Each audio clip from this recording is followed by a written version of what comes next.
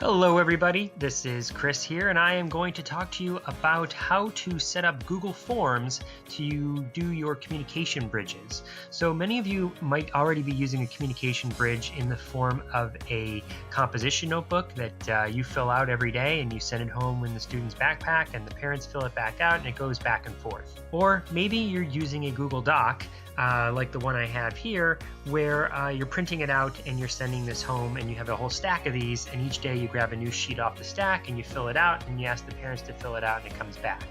The problems with using the paper-based form of communication bridges, either the communication notebook or sheets of paper, are that it's something that you have to manage. You have to remember, hey, did you fill it out and did you go put it in the backpack? And then when the students go home, the parents have to unpack the backpack, fill it back out, and then send it back. And it becomes a thing that you have to manage. The composition notebook also it's hard to collect data from the paper-based formats of this communication bridge, meaning it's hard to go back through those journals and actually figure out, glean any information out of it that you can put then in progress notes.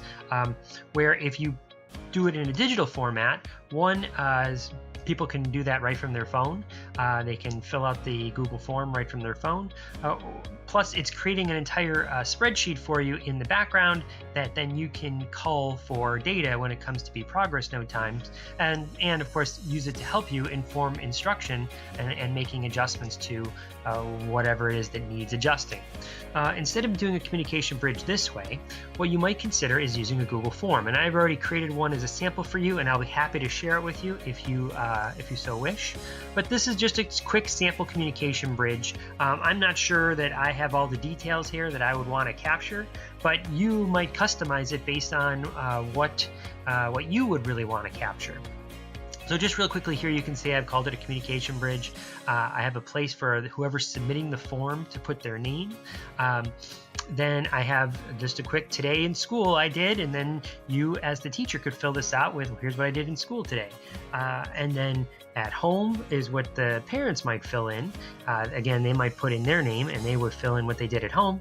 You could talk about what you practiced as far as the language, maybe the word of the day or the part of the word that you practiced. If it was like plurals, you talked about how we practiced putting S's on things. And then there's just a quick place to put any sort of anecdotal notes that you might have. So yeah, we read this book today and we practiced the word turn and he did great, something like that. It doesn't have to be super detailed. It's just a quick example of communicating home what you worked on today and maybe giving some advice of what they can do at home. And then the same thing back with parents, what they did at home, so you would have some information. So a person gets this URL, and you submit that to them in an email or whatever, and they can add that as a link on their phone, and then or keep it as a link on their desktop or in their computer. However they want to keep hyperlinks, they can do that. They fill it out and they hit submit, and once it's submitted, you can see all of the responses. So right here it says questions, and that's just again kind of a shell of the Google form. You're looking at how it would look if you were setting it up and how you could edit it. But then you can see here there's a separate tab where it says responses, and then you can look at a summary of all the responses, and then you can see that here are the notes that were submitted. And if you want to look at each one individually, you can see that as well. So here is me filling it out, for instance, and then I go to page 2, which is mom filling it out. Right? But what I love about this in particular is right here, this view responses in sheets. And when you click on that, you are presented with a spreadsheet for the student that will just be a running list of when it was submitted and what the name of the person and all the responses. So then you can go through and you can use this information for how many times did they respond and what were the responses like, and you can analyze it for information about how you might adjust the student's program, or where you might what words you might work on again, or look at how many prompts were used. All sorts of information can be taken out of this communication bridge. And that's really it.